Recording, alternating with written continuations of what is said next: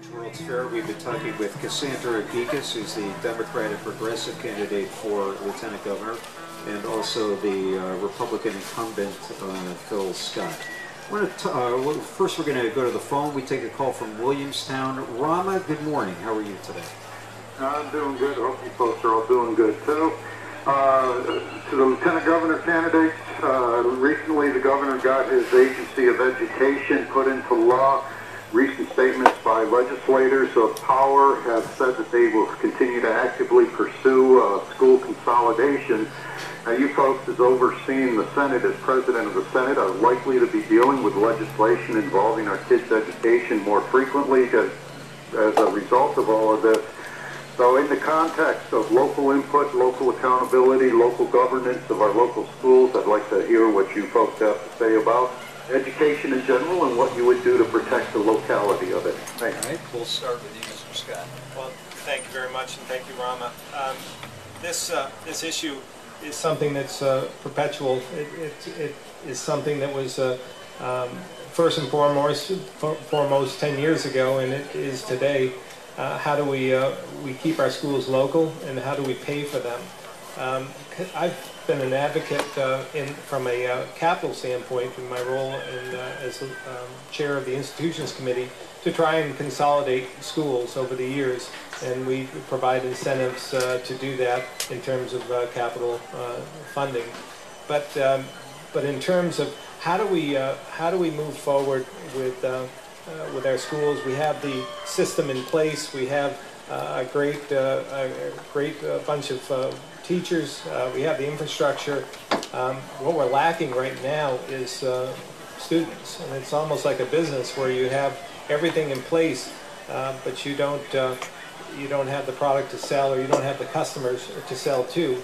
So I think we have to grow our economy in order to turn that around, and it's just a dilemma when you want to maintain your high standard for education, but then you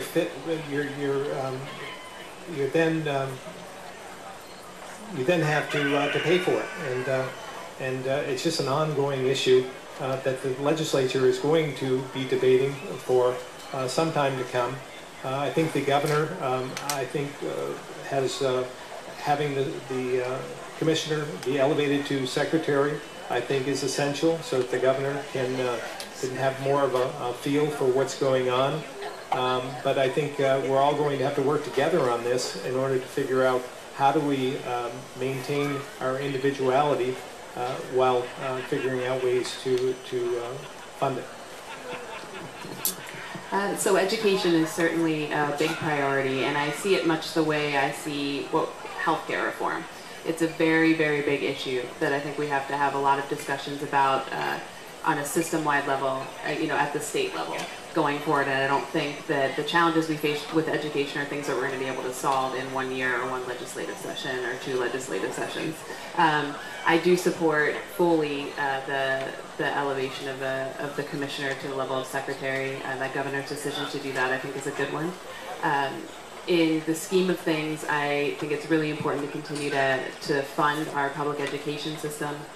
It's really important that for us, for the future of Vermont, for the future of the economy, that our kids are coming out of school well educated, and that their schools have the resources that they need.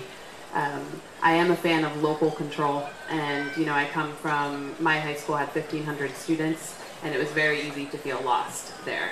And so I think one of the wonderful things about Vermont is the sense of community and the tight-knit nature of the communities, and schools can really serve as one of the rooting grounds of individual communities. So if there are ways that we can consolidate administration, I think that that's really helpful, and I would like to try to tackle that first before consolidating schools, because I think it's important that students are rooted in their communities. And on the budget side, we certainly have a lot of budget pressures around education, school budgets, and that's one of the reasons why I'm so supportive of healthcare reform, because healthcare is a rising portion of school budgets. It's putting pressure, providing healthcare to teachers is putting pressure on school budgets. And I think that if we can look at some of the other ways that we can take that pressure off, like finding better ways to fund our healthcare system to provide people with coverage, it will loosen up some of that funding at the local level for schools. Let's talk about healthcare reform. The governor has been clear in the past couple of weeks, months, that he will in fact not be proposing a recommendation to the legislature in January. He's simply going to present them with options of different ways to fund it without coming to any sort of recommendation. Yesterday, the director of healthcare reform in Vermont, Robin Lunge, told me that in fact there may not be a decision on that made even by the end of the next biennium over the next 2 years. One, is that acceptable? And number two, what would you recommend in terms of funding single-payer health care? And I'll start with you. So I think it's a very smart decision. When we were first pursuing healthcare reform, there were really two options. One was the ability to do single payer in 2014 if we could get permission from the federal government. If we were going to do this in 2014, we would certainly need to make budget decisions and a full financing plan now, or as soon as possible in 2013. The reality that we're facing is that we're not going to be able to do this until really apply for the waivers that we need until later in 2016 to get that permission for 2017. And given the uncertainty in healthcare costs in general, it's really difficult. Combine the uncertainty and the uptick that we're seeing in healthcare costs now with the state's efforts to reduce costs over the long term through some of the delivery and system payments reforms that we're working on. It's really difficult to say how much money we're going to need by 2016, because if our efforts on cost control are successful, that will have a big impact on the amount of money we have to put together to finance a universal healthcare system. So I think, and given the amount of questions that people have across the state, business owners and Vermonters, I think we want to make sure that we're tackling this deliberately, that we're taking our time, and that we're seeing the results of some of our other efforts to control costs along the way. What I would like to see us do is move forward with the conversation about benefits packages. I think that is a discussion that's going to take a while and that Vermonters need to be involved in. And I think it's really important going forward with healthcare that we set a goal as Vermonters. This is what we want to make sure every Vermonter has access to, a certain level of benefits, a certain level of coverage. And then we need to have the discussion, once we know what that coverage is and how much we've been able to hold down costs, we're going to have a number for how much money we have to raise to finance healthcare for every Vermonter. That number is going to include some money from the feds. It'll be much clearer later, in the coming years, how much money is going to be there. And we're going to know exactly how much we have to raise, and we can have that full conversation about how to raise it. But we want to make sure that Vermonters understand what they're getting for their money before we ask them to pay for it. Well, I applaud the governor for backtracking somewhat on his healthcare initiative. I think reality is setting in that this is a terribly complicated issue, and there are no silver bullets.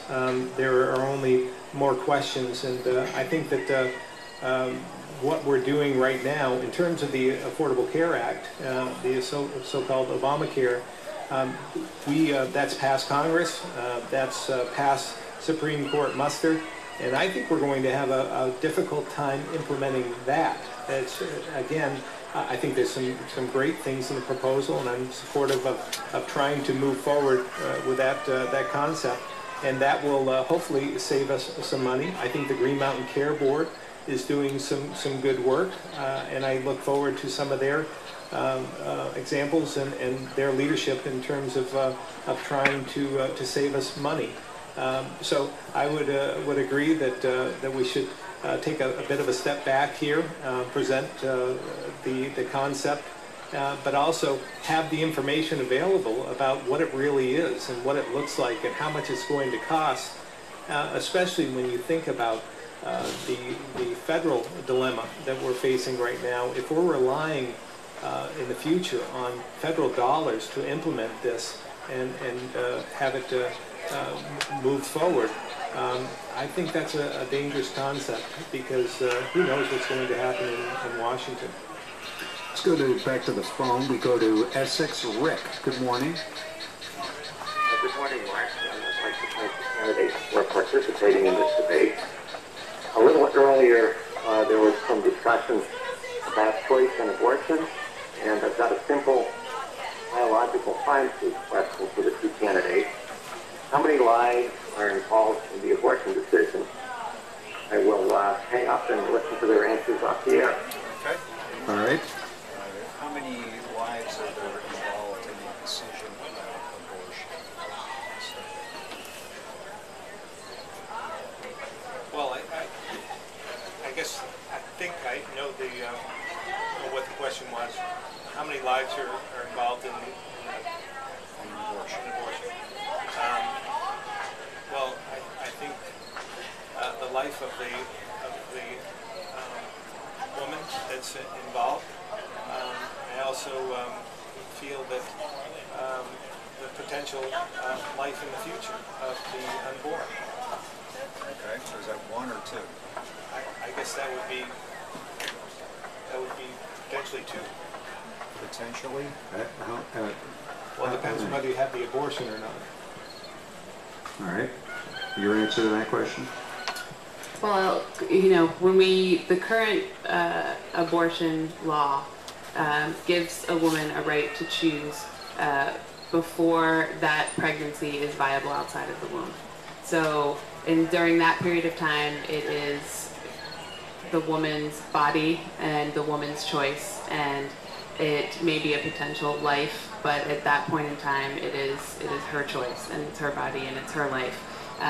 Now let's be honest about the fact that these choices can involve many people, depending on whether a partner is there or whether, that woman is making a choice with other family members involved or things like that. So I think it would be a mistake to say, it's one life and one life only, or it's 2 lives and 2 lives only. I think this is a case-by-case basis, but fundamentally, both what I believe personally and according to the law, that this is a woman's body and a right to choose before that pregnancy is fully viable. Let me reframe the question and see if I can get you to both answer this directly. Do you consider a fetus to be a life?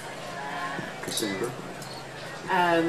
I do not consider before a fetus is viable outside of the womb, I do not consider it a person. Mr. Scott? And I would have to say that I think that it depends on what in the third trimester. I guess I would consider that fetus is a child. We go back to the phone. We go to South Hero next. Rob, good morning.